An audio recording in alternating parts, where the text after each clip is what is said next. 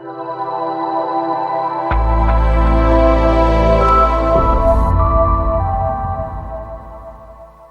York City, I'd like to welcome to the show from underground thrash metal veterans, PIROSAINT. We got drummer Ignacio Arellano.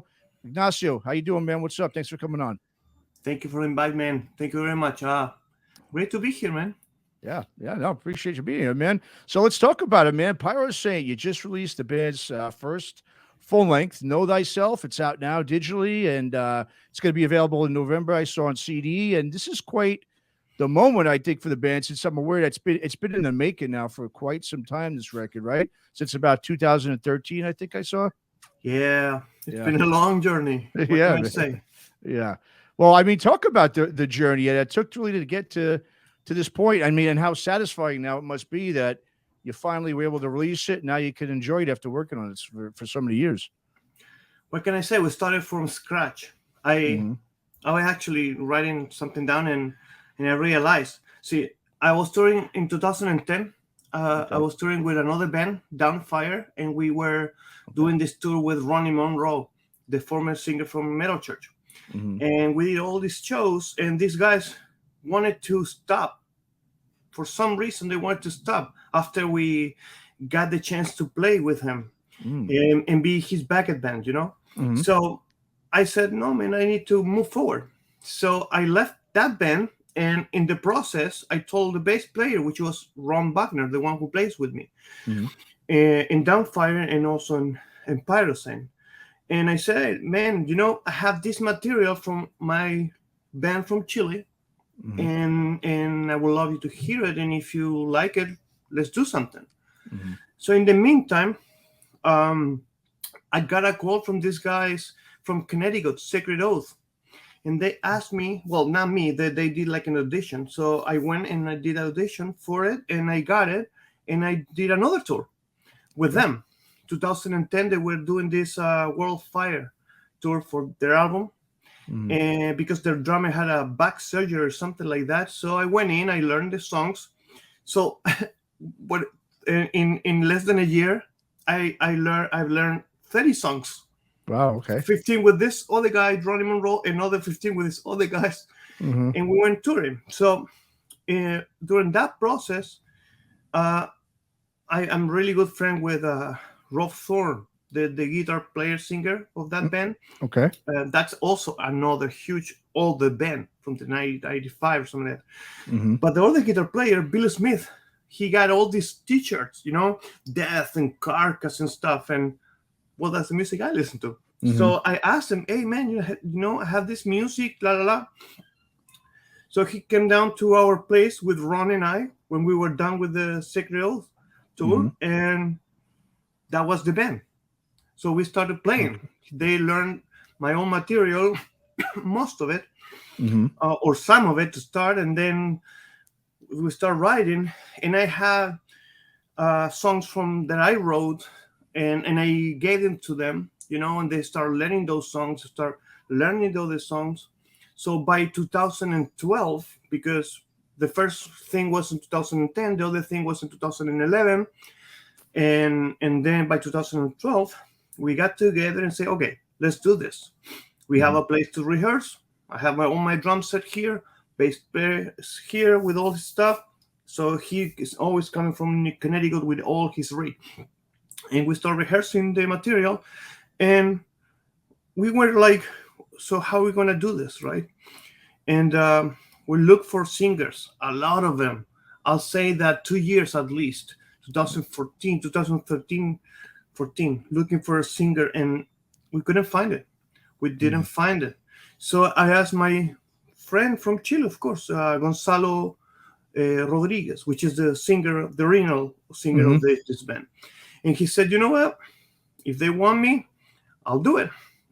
And he did some demos. Okay. And we started to working with those demos. What can I say? 2016, I finished up recording all the tracks. Okay. During the process, like I said, we started from scratch. During the process, I've learned how to record myself. I recorded them. So by 2016, I have all the tracks, all of it. But still, no singing parts because Gonzalo had an accident. He has his house burned to the ground down in Oh Chile, so man, he had to wow. left the project around that time. Mm. So from 2016, 18, no singer again. Mm. And even though we had a guy that went with us and played many shows with us, we opened up for the Tangel up in Poughkeepsie, New York. Mm-hmm. We opened up for another band, big one here in Queens, Blackthorn 51 or something like that. Mm-hmm. We went to Amityville. We went to many places with him, but he didn't have what we needed for the music, because we the music that we do is, it's every instrument is involved. It's Mm-hmm. not only guitars, it's not only bass or only drums. It's every single one of them has a part in it. Mm. Okay. So for him to come and sing this thing, needs to have certain, ability, and this guy didn't have it. So shit happened. He left, no singer, until I don't know, 2019. Gonzalo called me and said, "Hey man, I got everything good now, and I'm gonna be able to continue with you, doing the things that we were doing." Mm-hmm. So I said, "Shit, awesome." I told all the guys, "Let's do it." And he started to recording all the things that we did before. Okay. But and then pandemic came, Mm-hmm. and he had to stop, like right in the middle of the process. Mm-hmm. And then like a year after, because he's in Chile, so they were really different than here, security measures and quarantine and all of that. Mm-hmm. So by 2020-ish, let's say, he started to the second part of it, and right at the beginning of this year, he finished it. Mm.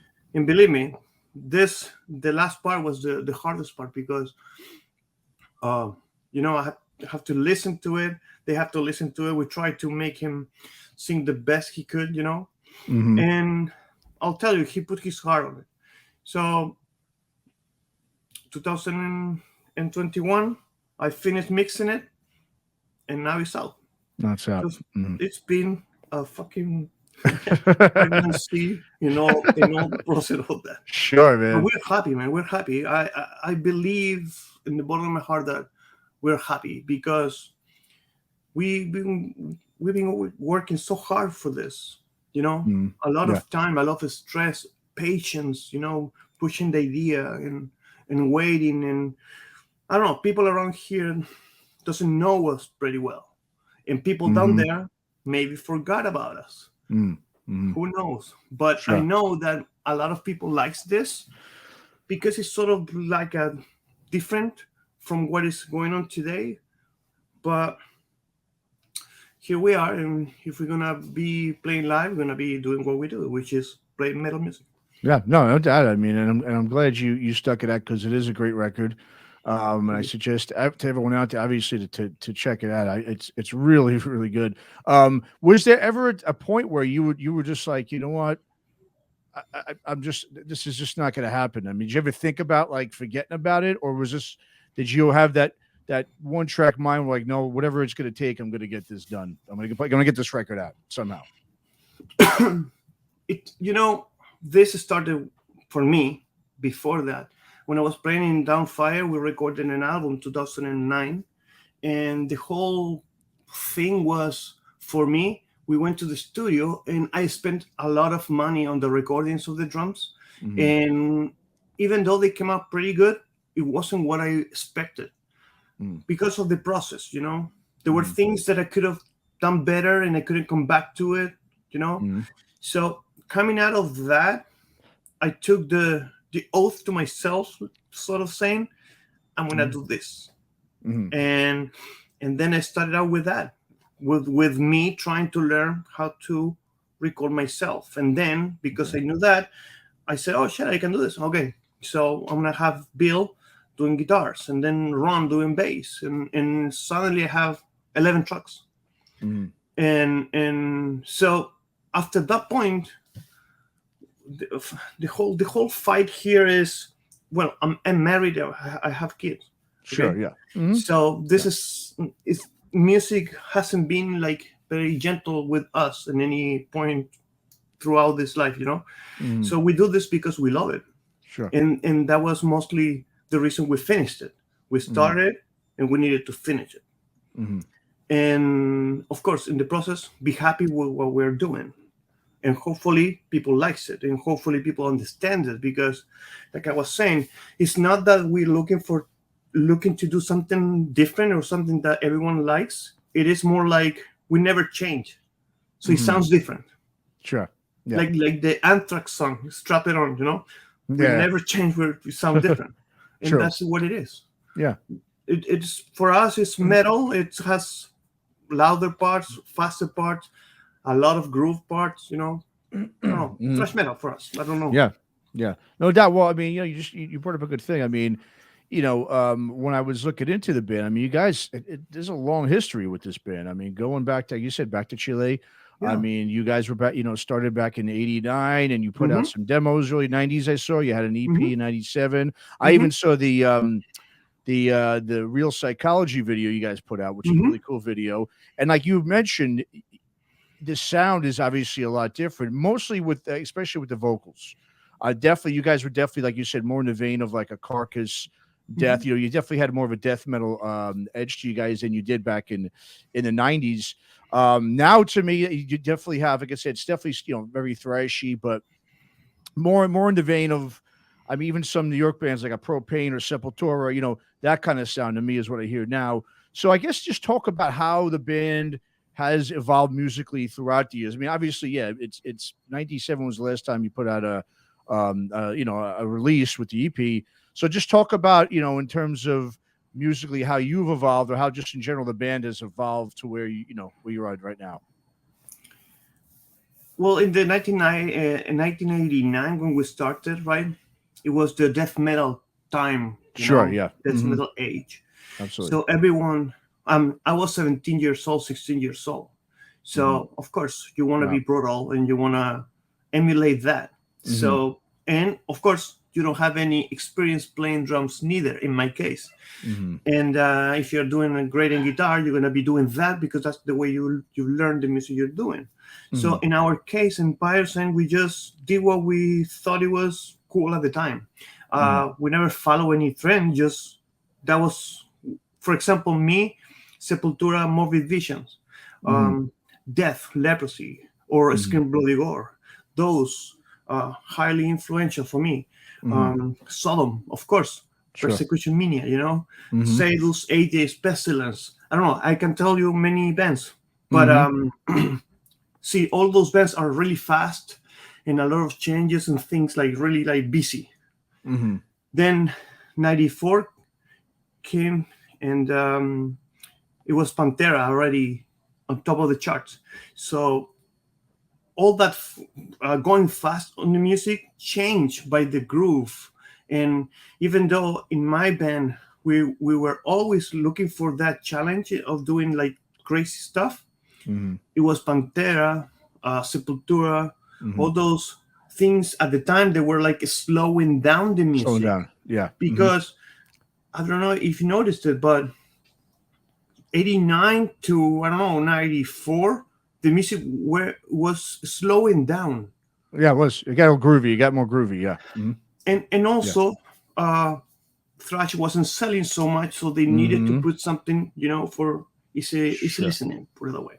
Mhm. So by '94 we put out this demo, and of course for us was really challenging and all, but people didn't get it so much because, I don't know, Megadeth, Euthanasia, Pantera this, Mhm. Sepultura that.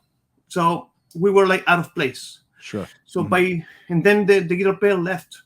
Those guitar players left. Okay. So the one I got, it was a guy that went to college with me, and he was in another vein of music.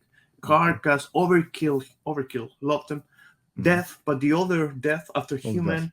So he was a little more technical, but not as busy. So that Mhm. helped me as a drummer to play different things, Okay. and of course we love SOD, we love Yep. Overkill, Megadeth. So bass went to be a part of the same level of the guitar. Okay. And we were three-piece band. I mean, four, but three, guitar, bass, and drums. As before, we were five all total. So the band right now has always been since 1997. It's been guitar, bass, and drums, and the three of them has their own space on the songs. And so I guess that was the main challenge. Oh, the other switch was when I moved here, like 2002, something like that. Okay. I'm coming from the land of thrash metal and death metal and all that brutal stuff, and here they're listening to Linkin Park, and that was the heaviest part, or Disturbed. And to me, was like, what the fuck is this? And it took me a while to fit in or find friends that listening to the music I used to listen, because I was coming fresh off the, I don't know, Exodus, and one guy that I've met said to me, man, I haven't listened to that in 12 years. Because here the things goes with whatever is coming out really fast, every year, different albums, right? Over there, they are more like, you know what, I like Morbid Angel, and that's what I listen to. They're loyal. They're more loyal to the bands. Correct, Not a doubt, same as me. I am, but the thing of it is that change, or that switch, helped me to play different things. And I think that's when I've met these guys that I'm playing today.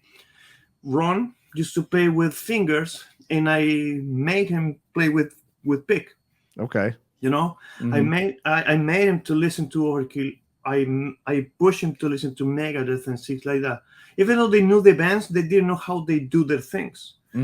And me, I'm really on the detail side of the music, so I push them. And in Bill Smith's case, which is the guitar player, he already had like 3 or 4 albums with Sacred Oath. So he was already on the boat. He knew exactly what he had to do. It's just that in my case, I needed a little more specifics on the rhythms and things like that. And so that was sort of like the combination of what you're listening today. Okay. Very cool. A lot of songs, I wrote them completely, but I gave it to them, and they took them, put them apart, and put them all together again. And that's the way they sound. Yeah, fantastic. Well, let's talk about, you just brought up about, obviously growing up in Chile and South America. I mean, South America is just a huge, huge continent when it comes to metal. And as you said, you talked about it. I mean, obviously a lot of the fans are different in terms of they're more loyal. Like you said, when they like a band, they stick with them. And that happens in Europe too. It just seems really, I think the United States is where you don't see that as much. But obviously in Chile, you've had, great bands come out of there. Criminal, I mean, they're still going today. Obviously, Tom Araya, I believe, was born, from Slayer in Chile. So just talk about, I mean, from now you've obviously been, like you said, here in the States for a long time. What, both good and bad, what do you see in terms of the comparing of South America to the U.S. at this point in time? Like you said, I know back then things have changed. Are things still the same in South America like they were when you were growing up, in the 80s and 90s, or is it kind of going the way it is now, where it is like in the rest of the world, where everyone's kind of just, jumping from band to band? It's more singles based, or, I mean, so just talk a little bit about the differences between the two. I guess the biggest difference is the internet. Okay. When I was there, I was in my teens, and it was really hard to get music. So that's why people were loyal, because they worked really hard to get their cassette, the copy of it, or even vinyl or cassette. And then when the CD came out, and they built their own huge collections of things. So they worked really hard. When the MP3s came along, all the music went to shit, because, and I could have, for example, all my Halford's CDs, right? We're talking about 2090 something. And suddenly one guy on the street sells the whole Judas Priest collection on MP3s. So a guy that doesn't know Judas Priest, boom. And me, 15 years trying to collect them. Yeah. So that change things for everybody, in this world. But in Chile's case, I guess younger people today is more like what's going on today. So older people like myself, I'm 48. So people in my generation, they're really loyal of what they want. Okay. And because of that, some people really love my band and some other people really hate my band because they change.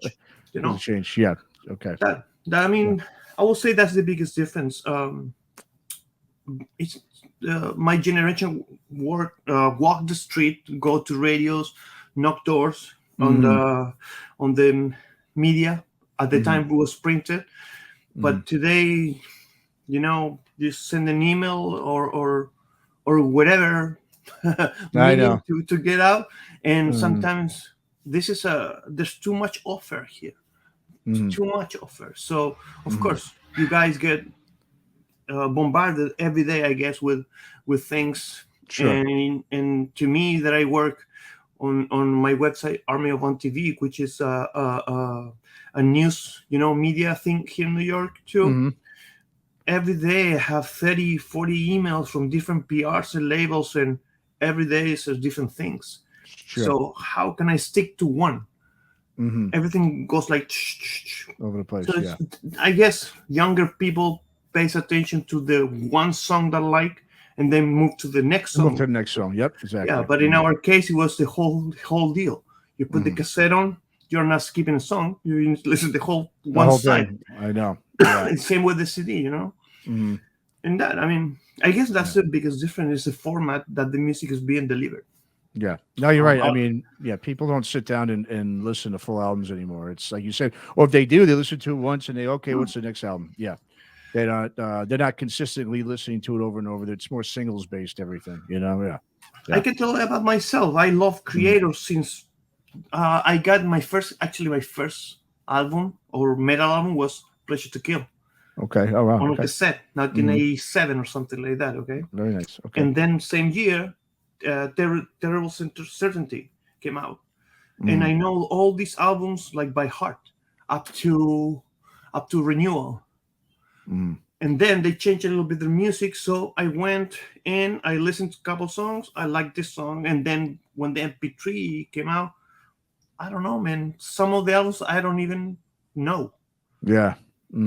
Have no idea. And also when I listen to a video, the video has, the music of the video, it's coming from a new album, and this new album comes this different melodies and things that those didn't have. So didn't have. Like, yeah, guys are sounding more like these other guys, and I understand you guys need to sell to be able to do the tours and play and all that, but again, I'm old. I'm sticking old. Yeah, so no. I guess that's the thing, and it's hard for an old guy to. I'm not talking about me, I mean in general, for older people to learn things. Sure. Open up and get this new thing coming. It's hard. No, it is, especially with the technology. It's hard to learn because it's ever changing. It's changing all the time. So once you learn one thing, a year later that thing's considered old. Now you got this new thing. So yeah, it definitely is. So let's talk about as you mentioned, your singer Gonzalo. I mean, he's still in Chile. So in terms now of the band being able to promote the music, obviously, he lives far away, so it's not like you could just call him up and get on a bus and go, or a van and go tour.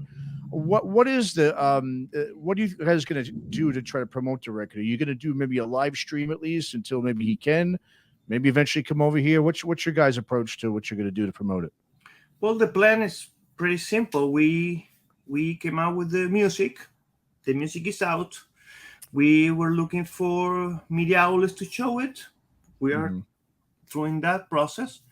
I already worked on a couple of videos, lyric videos, but now we are going to start working on a music video. Okay. Now, after that, we need to plan how we're going to do this, because he has to come here or we go there. But either way, it can be one show. It needs to be more than one show to be worth it for him to come or for us to go, whatever situation is.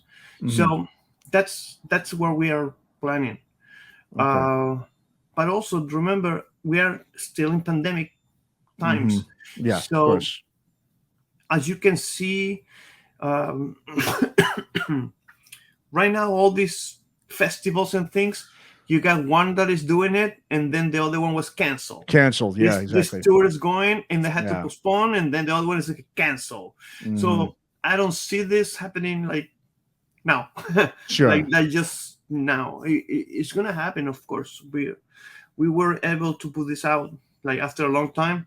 We Hmm. definitely want to be playing live too, but Sure. don't know when Got it. for all these reasons. I mean, Hmm. but yeah, we the plan is doing it, and that's what we're doing. We're gonna do Okay. it. Yeah. Are you good? So once, just hypothetically we're speaking, once music, live music opens up in full return, are you thinking where you could do it almost the opposite, where you guys go down to South America and tour? Is that Oh, something you're going to definitely do? Yeah. we are friends. I am, well, but I am friends with most of the bands down there Okay. because I know him in person. Hmm. And Anton from Criminal, I know him in person. I'm not super fan of them. Actually, I talk to him once in Hmm. a while, but I'm not friend. But we've done a couple of shows with him before. In 1990 something, went to a place called Concepcion with Okay. him, with Criminal, Hmm. and then we did shows. And then another time we went to Puerto Montt, which is a little farther south. Okay. So, just to mention one band that you know, but for example, we know Torturer, Necrosis, I don't know, On the closest, sure. many, Okay. many, many, many, Sure. Yeah. many Hmm. things. So Hmm.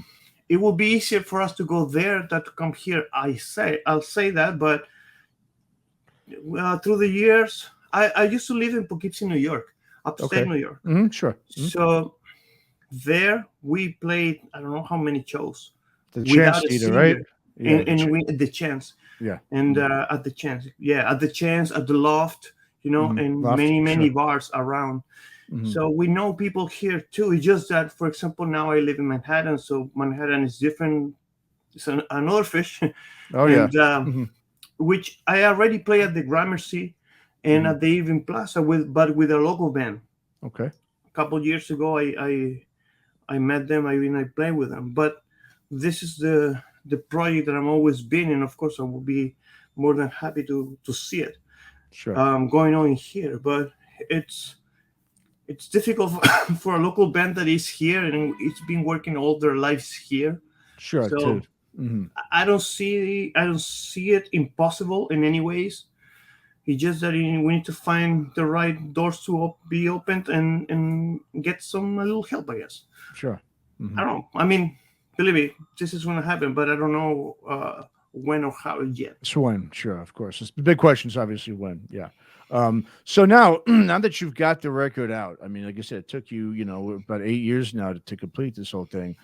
Are you already starting to think of writing new music? Because obviously, now that it's released, you can start moving forward with whatever you want to do next. And I mean, obviously, you want to focus on this right now, promoting and marketing the record and everything. But are you planning on doing, keeping the band going? Is it something that this is now going to be a full-time thing, and you're not just, you're not going to stop? Because like I said, it really is an excellent record, and I think it's something that a lot of people would like to continue to hear and see as a band like PIROSAINT go on. So what's the plan sort of moving forward? What's the ideal plan for you guys going forward?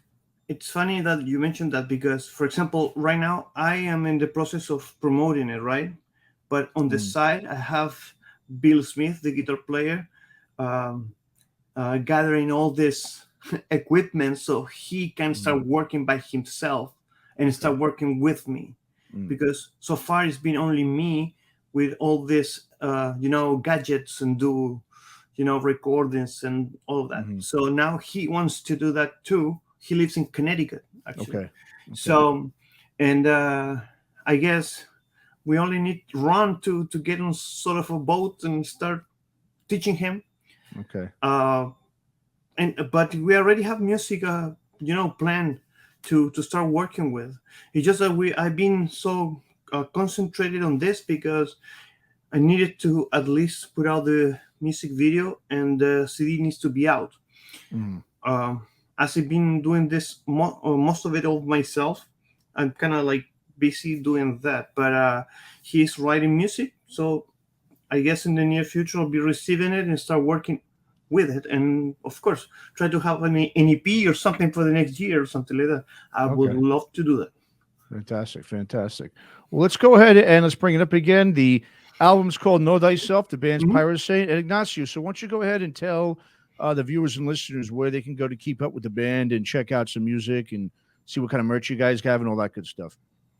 Well, right now we have our Bandcamp page, which is pyrosaint.bandcamp.com. I'm trying to get Facebook and Instagram integrated really hard, so there's one thing that I have to update. But so far it's been good. So the Instagram is PIROSAINT, the Facebook is PIROSAINT, and website is pyrosaint.com. I mean, just go for the name of the band and you'll find something. We have CDs of the first, well, not the first album. The red one is called Infected Brutality, has the demos, all the demos that we recorded in Chile. And they're mastered. When we put out that music by 92 or something like that, they were mastered. And also only cassettes. So we took them, we did this red CD, all the demos together, and we have now Know Thyself out, and I'm really working hard on get the new God EP also on CD. So we have the three of them on a physical format, but everything is out. It's on, of course, iTunes and Bandcamp. If you are a Spotify user, go Spotify. We will be awesome if you guys listen to it and at least follow us or leave a comment, because I guess the most people listen to it and then they don't say nothing. And I would like to know if you like it or you hated it. I mean, it would be awesome to know. Maybe we need more death metal songs in it. I don't know. But the idea is to people to give it a chance. Give it a chance. Listen to it if you like it. Support any way you can. Share it. Comment. Tell your friends. And if you don't, tell us. You guys suck. Awesome. We know, and then we move forward. I mean, there's nothing wrong with you saying what you think about this, but most people don't do that. So it would be awesome if you guys can come to our Bandcamp or our website, and let us know. Yeah. Well, everybody out there, you hear that? Go ahead, go on their social media page and leave a comment.